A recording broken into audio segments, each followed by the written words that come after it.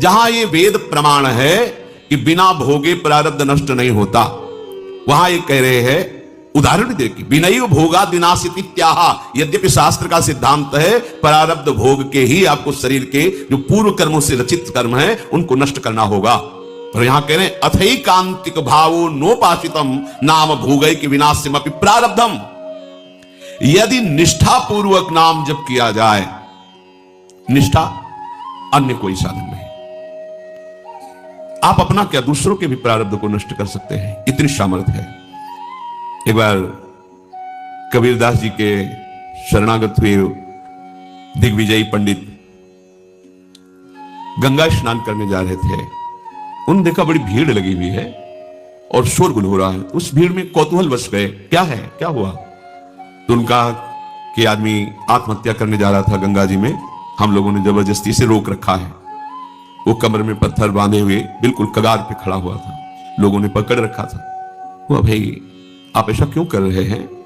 आत्महत्या सबसे निंदनीय महापाप है जिसको बहुत भोगना पड़ता है। आप ऐसा ना समझिए कि शरीर छूट जाएगा तो आप सुखी हो जाएंगे, बहुत दुर्गति भोगनी पड़ेगी। क्यों आत्महत्या करना चाहते हो? तो उनका मेरे शरीर में गलित कुष्ठ तुम्हें दिखाई नहीं दे रहा, इसकी दुर्गंध से मैं ही इतना पीड़ित हूं। दर्द तो है ही, पर इतनी दुर्गंध है कि बस मृत्यु ही मुझे अच्छी लग रही है। कोई औषधि काम नहीं कर रही, कोई मेरे से बात नहीं करता, कोई मेरे नजदीक नहीं आना चाहता। बोलो मैं ऐसी जिंदगी कैसे धारण करूं? मैं खुद उब गया हूं इस जीवन से, पूरा शरीर सड़ रहा है, इतनी भारी दुर्गंध है, कोई नजदीक नहीं आता, कोई मुझे प्यार नहीं करता, कोई मेरी सेवा नहीं करता, कोई मेरे से बात नहीं। अब कैसे मैं जीऊं? देख लो कर्म का फल, देख लो। आप आज स्वस्थ हैं तो आप भजन छोड़कर मनमानी आचरण कर रहे हैं। कल जब ऐसे कर्म फल की स्थिति आएगी जो आप कर्म किए हैं कि आपसे कोई बात भी नहीं करेगा, आपके पास भी नहीं कोई बैठेगा, आप खुद जीना नहीं चाहेंगे, वो कर्म आपको देगा। इसलिए सावधान रहो। अवश्य में वो भोक्तव्यम कृतम कर्म शुभाशुभम। जो आपके शुभ शुभ कर्म है वो आपको भोगने पड़ेंगे यदि सावधान नहीं रहे। उन्होंने कहा कि तुम भगवान नाम की महिमा को जानते नहीं हो। यदि नाम महिमा जानते तो तुम आत्महत्या करने के लिए न जाते। छोड़ो पत्थर, मैं जो कह रहा हूं मेरी बात मानो। कमर से रस्सी से जो पत्थर बांधा था छोड़ दिया। बोले खड़े हो गंगा जी में और राम डुबकी लगाओ, राम डुबकी लगाओ। 3 बार बोले, एकदम खत्म। ये उनकी कोई सुकृत नहीं थे जिसके शरीर में गलित कुष्ठ था। एक तो ये महान विद्वान शास्त्रज्ञ, दूसरी बात गुरु कृपा पात्र, तीसरी बात नाम महिमा को समझ चुके थे कबीरदास जी के द्वारा। कबीरदास जी ने इन्हीं को परास्त किया था। ये दिग्विजयी पंडित थे, कोई इनके सामने टिकता नहीं था, सब शास्त्र की जिह्वा पे विराजमान थे। काशी के विद्वान घबरा गए कि अगर काशी को पराजित कर दिया तो बहुत बड़ी ये निंदा का विषय होगा, क्योंकि ज्ञान समुद्र काशी है। उनका इससे तो जीत पाना बड़ा कठिन, इसकी तो जिह्वा पे सरस्वती बैठी हुई है। उन्होंने कहा कि यदि हमारे यहाँ के सबसे बड़े पूज्य महापुरुष कबीरदास जी अगर वो हार गए तो पूरी काशी हार गई, तुम उनको परास्त करो जाकर।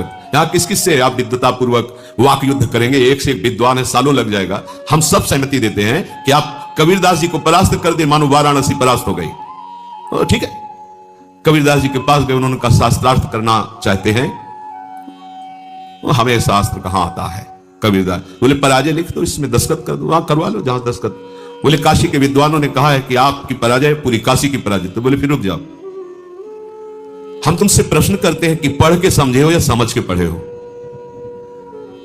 अब जो हरि के चरणारविंद के प्रेम में डूबा हुआ है उसकी वाणी सरस्वती भी नहीं समझ सकती। पहली बार उसकी बातें ही समझ में नहीं आई कि बाबा प्रश्न क्या कर रहे हैं। फिर हाथ जोड़ा, कहा महाराज एक बार फिर प्रश्न कीजिए। तो उन्होंने कहा पढ़ के समझे हो कि समझ के पढ़े हो? जैसे कोई किसी को स्तंभित कर दे मंत्र के द्वारा, बुद्धि काम नहीं। पूरी सभा लगी हुई है कौतूहल देखने के लिए, अब वो ये शास्त्र खोले वो शास्त्र खोले, कुछ कहा महाराज हमारे तो प्रश्न ही की धरा समझ में नहीं आ रही। बोले तो उत्तर क्या दोगे, शास्त्रार्थ क्या करोगे? जब प्रश्न की ही धरा तुम्हें समझ में नहीं आ रही तो व्यर्थ में अभिमान लिए घूम रहे हो दिग्विजयी का। पढ़ के समझे हो कि समझ के पढ़े हो? हम तुम्हें बताते हैं, तुम ना पढ़ के समझे हो ना समझ के पढ़े हो। अगर समझ के पढ़े होते तो सब शास्त्रों का सार है भगवान के नाम में प्रेम, भगवान के चरणों की भक्ति। अगर पढ़ के समझे होते तो अब तक समझ गए होते कि सबका शास्त्रों का सार क्या है, तुम समझ ही नहीं पाए। उन्होंने उसी समय सब गंगा जी में शास्त्र प्रवाहित कर दिए और श्री चरणों का कबीरदास जी के आश्रय ले लिया, शिष्य बन गए और नाम जप करने लगे। उनकी ये निष्ठा कि 3 बार नाम, ये उनकी निष्ठा, उससे उनका गलित कुष्ठ चला गया। अभी बड़े आनंदित होकर कबीरदास जी के पास पहुंचे और कहा, भगवान, एक गलित कुष्ठ शरीर वाला आत्महत्या करने जा रहा था, तो आपकी कृपा से नाम महाराज के प्रभाव से 3 बार नाम बुलवाने पर वो गंगा में डुबकी लगाते ही पवित्र शरीर और निरोग शरीर हो गया उसका, और बहुत प्रसन्न हो गया। और उसको भी हमने कहा नाम जप करो। कबीरदास जी ने कहा, तुमने नाम की महिमा जानी? अरे ये केवल नामाभास से ठीक हो सकता था, तुमने 3 बार बुलवाया है। नामाभास से ये नाम की अपार, जौहरी ही तो हीरा का कीमत जानता है कि क्या है, हीरे की वक़्त तो जौहरी जानता है। ऐसे ही भगवत प्रेमी महात्मा जानते हैं कि नाम का प्रभाव क्या है। हम आप सब तो ऐसे ही रामकृष्ण हरि, पर ऐसे ही बोले तो भी मंगल हो जाएगा, पर महिमा इतनी अगाध है। कह रहे अथई कांतिक भावे नोपासितम नाम भोगई के विनाशिमपि प्रारब्धम। पर इसमें शर्त है, इसमें शर्त है अथई कांतिक, एकांतिक, अर्थात अब कोई आश्रय नहीं, कोई भरोसा नहीं, केवल नाम का आश्रय, केवल नाम का भरोसा। इसे कहते हैं निष्ठा। निष्ठा पूर्वक जपा हुआ नाम भोग के द्वारा ही विनाश से प्रारब्ध कर्म को भोग के बिना ही नष्ट कर देता है। यह बड़ी बात है। तो आप कहेंगे कि बड़े बड़े संतों को बड़े बड़े रोग पाए गए, कैंसर, अमुक अमुक अमुक, तो क्या इन्होंने नाम जप नहीं किया क्या? हाँ, जान गए, नाम जप के प्रभाव से जान गए कि ये शरीर मैं नहीं हूं, ये शरीर मेरा नहीं है, ये पानी का बुलबुला जैसा है, कुछ समय के लिए मिला फूट जाएगा। अब इसके लिए सच्चिदानंद में नाम का प्रभाव क्या रखना? जैसे सांप अपनी केचुल से कोई संबंध नहीं रखता, ऐसे भगवत भजन करने वाला महात्मा जो वास्तविक भागवतिक महिमा को जान गया है, वो इस शरीर से कोई मतलब नहीं रखता। चाहे इसमें कैंसर हो, किडनी फेल हो, कोई बड़े बड़े कष्ट हो, वो समझता है इसकी एक आयु निश्चित है, इसको नष्ट ही होना है। जब नष्ट ही होना है तो हम इसके लिए भजन रूपी महामहिम महिमा का प्रयोग क्यों करें? ये अविनाशी थोड़ी रहेगा, आज नहीं तो कल जाएगा। ये जब जाएगा ही तो इसके लिए हम अपने भजन को क्यों खर्चा करें? इसीलिए उन महापुरुषों ने अपने भजन का प्रयोग शरीर को स्वस्थ रखने में नहीं किया। नहीं तो इतनी सामर्थ्य है नाम में कि वो सब रोगों को नष्ट कर सकता है। आश्चर्य में ये देखा है। वो रोज सुबह आ जाता था, गले में कैंसर था, गांव का आदमी था, सरकार बहुत पीड़ा है, पैसा नहीं है, डॉक्टर कहते लाखों रुपया लगेगा ऑपरेशन इसमें। वो तभी आता है, वो उनका समय था, बबूल की दतून करते थे, घंटों ऐसे भाव में डूबे, ऐसे चेतना एक दिन फूक दिया, रोज परेशान कर, चल भाग, खत्म कैंसर। और जब उन्हीं के शरीर में प्रारब्ध हो गया तो उन्होंने कष्ट को सहा, कभी अपने प्रारब्ध को नष्ट। आश्चर्य में बड़े बड़े रोगों को उनकी कृपा से नष्ट होते देखा, पर उनके शरीर में जब रोग आए कभी नहीं। ऐसे ही सांसारिक पुरुष जैसी उन्होंने दवाएं ली और जैसी शल्य क्रिया संसारिक पुरुषों के शरीरों में होती वैसे करवाई, कभी कोई अपने भजन का प्रयोग नहीं किया। ये महापुरुष, कोई समझ नहीं सकता इन महापुरुषों की बात को। दूसरों के कष्टों को लेकर सह करके शरीर में उनको नष्ट नहीं किया, भजन के प्रताप से नष्ट नहीं किया, उनको अपने में ले लिया, जा तो आगे अपना मार्ग देख। और उनके शरीर का राग है नहीं, इसलिए उसे सहते रहते हैं। चाहे जितने बड़े महापुरुष, आप दृष्टि डाल के देखो, भयानक भयानक कष्टों को मुस्कुराते हुए सह गए। यद्यपि नाम में ऐसी सामर्थ्य है, ये प्रारब्ध भोग कोई बड़े से बड़ा ब्रह्मज्ञानी भी नहीं मिटा सकता, केवल नाम में सामर्थ्य है। बोले यद ब्रह्म साक्षात कृत निष्ठयापि विनाश मायाति बिना न हो गई अपैति नाम स्फुरणेन तत्ते प्रारब्ध कर्मेति विरौति वेदः। प्रारब्ध कर्म जो भोग के बिना ब्रह्मनिष्ठ तैल धारावत ब्रह्माकार जिनकी वृत्ति है, वो भी नष्ट नहीं किए, नष्ट नहीं कर पाए। पर हे नाम भगवान, आपकी महिमा ऐसी है कि प्रारब्ध कर्म आप जिसकी जिह्वा पर स्फुरित हो गए, उसको परास्त नहीं कर पाया। ये बात खास बात समझो। रोग मिट जाना खास बात नहीं है, नाम के प्रभाव से रोग होते हुए भी रोग का प्रभाव ना होना, यह खास बात है। नहीं पता चले कि अमुक रोग हो गया तो आपका मन उसी में लग जाएगा, निराश हो जाएगा, चेहरा छिन्न खिन्न होने लगेगा, अरे अब तो कैसा नहीं। जब जाना है तब जाएगा, जब तक है इस शरीर में खूब आनंद पूर्वक नाम कीर्तन भगवत चिंतन, बिल्कुल प्रतिपल नया ऐसा उल्लास, किस प्रकृति जन्य किसी पद प्रतिष्ठा की प्राप्ति पे वो उल्लास होता ही नहीं जो भक्त के हृदय में होता है। आप समझिए, ये नाम भगवान ऐसा आनंद उत्पन्न करते हैं, ऐसा उत्साह उत्पन्न करते हैं जैसे किसी का ब्याह होना हो, फिर देखो ना, पुल का घूमता है, पर वो तो प्रकृति जन्य कुछ क्षण के लिए हर्ष है, फिर शोक में बदल जाएगा। ऐसे अनंत गुना बड़ा आनंद, बड़ी पुलकन उस उपासक के हृदय में होती है, जिसे अपने प्रीतम के मिलन की चाह पैदा कर दी है नाम ने। एक शरीर क्या, अगर करोड़ों प्राण करोड़ों शरीर हो तो अपने प्यारे पर न्योछावर कर दे। ये प्रेम नाम प्रदान करता है। जिह्वा पर नाम स्फुरण होने मात्र से प्रारब्ध क्षीण हो जाता है। इस बात को बड़े बड़े महापुरुषों ने वेद में उच्च स्वर से कहा गया है। ब्रह्म विद्या के साक्षात्कार से संचित कर्मों का नाश हो जाता है और क्रियमाण कर्मों का नाश हो जाता है, किंतु प्रारब्ध कर्म को बिना भोगे वो ज्ञानी भी नहीं बच सकते, शरीर में भोगना पड़ता है। पर यदि भक्त चाहे, जो नाम जप करता है, वो बिना भोगे प्रारब्ध को नष्ट कर सकता है। जितना चाहे उतना भोगे, जितना चाहे, ना चाहे तो बिल्कुल नहीं। वो पूज्य श्रीधर बाबा की जब चरण सेवा करने रात्रि में जाते थे, तो एक बार उन्होंने सुनाया था कि राधा कुंड की संत भगवान एक सेवा करते थे, सोनी लगाते पूरे राधा कुंड में, कोई थूक दिया, कोई कुछ ऐसे उठा के साफ करते थे, भिक्षावृत्ति से खूब नाम जप करते थे। एक दिन उनके सामने एक काला आदमी आया जो दुर्गंध युक्त था। बाबा भजन में बैठे थे, राधा कुंड का दर्शन करते हुए भजन कर, क्या बात है, क्यों खड़ा है? तो उनका, आप हमसे बोले तो हमारी बोलने की हिम्मत पड़ी, मैं आपका बुरा प्रारब्ध हूं कई जन्मों का। तो क्या चाहते हो? ये हमसे आपसे नहीं पूछा जाएगा, ये उन भजनानंदियों की बात है जिनका जीवन परम धन से युक्त हो चुका है, जो भजन के महाधनी हैं, जो पवित्र हृदय वाले पूर्ण भगवत चरणारविंद के आश्रित जन हैं। प्रारब्ध निका में 12 वर्ष का गलित कुष्ठ हूं, आपके शरीर पर आना चाहता हूं, आप आदेश कीजिए।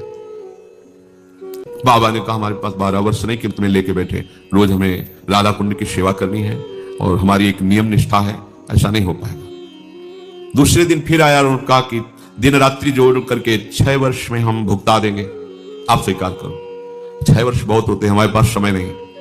बात चलती रही, फिर उसने कहा अगर आप स्वीकार करें तो 24 घंटे में आपको 12 वर्ष का प्रारब्ध भोग भुगवा दे, पर आप कोई औषधि नहीं लेंगे, किसी शिष्य की सहायता नहीं लेंगे और हमारे स्वीकार करेंगे। बाल कहा 24 घंटे तो ठीक है, हम सुबह सुबह राधा कुंड की सेवा करके कमरे में बैठ जाएंगे, आप हमारे ऊपर आ जाना, और दूसरे सुबह फिर हम सेवा में आ जाएंगे, हमारी सेवा नहीं छूटेगी। चलो ठीक है। अपने शिष्यों से कहा कि आज मैं कितना भी चीखूं चिल्लाऊं, कोई हमारे कमरे में मत आना जब तक हम स्वयं खोलकर बाहर ना आए। और जहां कहा हाँ मैं स्वीकार करता हूं, तत्काल पूरा नख से सिक तक पक गया शरीर, पीप बहने लगा, भीषण पीड़ा। बस वही नाम चिंतन में अपने मन को लगा दिया। 12 वर्ष के गलित कुष्ठ प्रारब्ध को 24 घंटे में भोग कर साफ कर दिया।